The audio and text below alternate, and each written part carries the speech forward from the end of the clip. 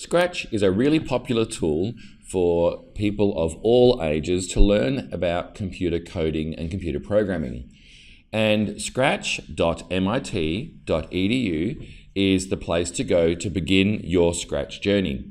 However, this platform that I'm looking at right now requires a constant internet connection, and we don't always have that. If you're on your laptop and you're on the move and you're away from your internet, then scratch.mit.edu is not accessible. So the solution to that is to use the offline editor that they have provided. So if you go to scratch.mit.edu/scratch2 download, then you can use the offline editor whether you have internet connectivity or not. So there's a real advantage in building your projects on this. So how do you get set up? Well, step number one, you can see here, is using something called Adobe AIR. So this is the brains behind Scratch that makes the Scratch offline editor work. So you need to make sure that this is installed first. I've got a Windows computer, so I'm going to click on the Windows download button in order to download. But if you're running on a Mac or an older Mac, then you're going to choose those download options. All right. Now, I'm going to do a left click on the word download, and that's going to take me to the Adobe AIR page. You can see by the web address up here that I am now in Adobe AIR. So let's click the download button on the right hand side and download Adobe AIR. It's not very big, and on a decent internet connection, it's not going to take you very long. So let's click the save button, and I'm going to click the run button.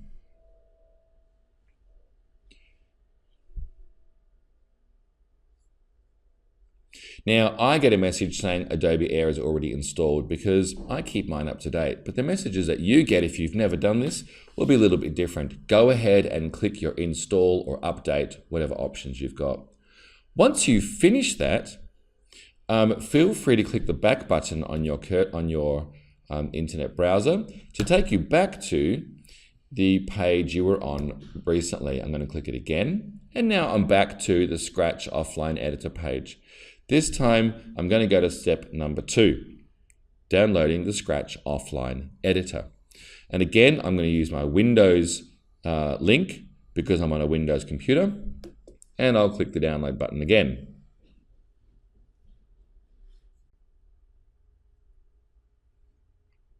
So once your download is finished, go ahead and click run.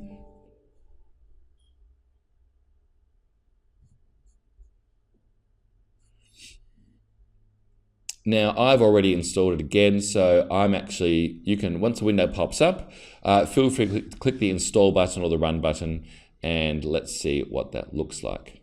Alrighty. So now I have full access to the Scratch offline editor, and if I don't have any internet, I can keep building my project.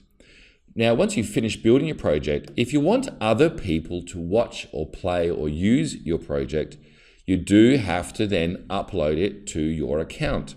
So let's see how you do that.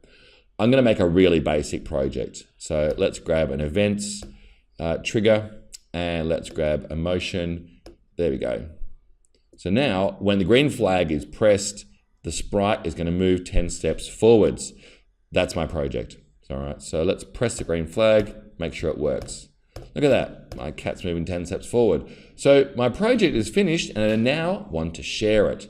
So let's go to the file option up the top of the page and go share to website.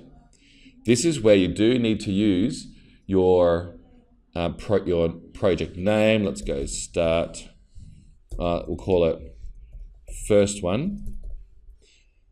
You do need to now have a Scratch name. So before you can share this, you have to create an account on the Scratch website. Well, I've already done that, so I'm going to use my Scratch account name, and I'm going to use the password for my Scratch account. So that way, my Scratch offline editor can send the project onto the internet for other people to watch, use, or remix. Well, let's just check that it's done it.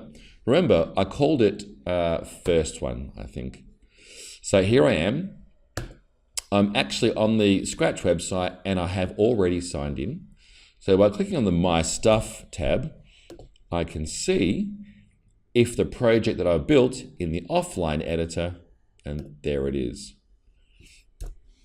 First one. So there's the project that I built using the offline editor, and I've published it for other people to then remix and share and use.